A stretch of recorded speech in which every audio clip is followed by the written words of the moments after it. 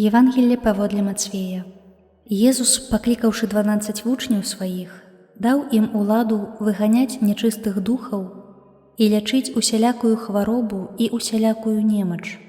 Імёны ж 12 апосталаў такія: першы Сымон, называны Пятром, і Андрэй, брат яго, Якуб Забэдэяў і Ян, брат ягоны, Філіп і Барталамей, Тамаш і мытнік Мацвей, Якуб Алфеяў і Тадэвуш, Сымон Кананеец і Юда Іскарыёт, які і выдаў яго.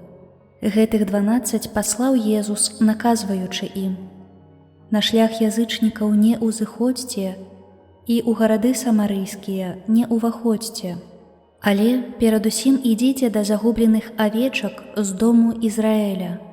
Ідзіце і абвяшчайце, кажучы: наблізілася валадарства нябеснае.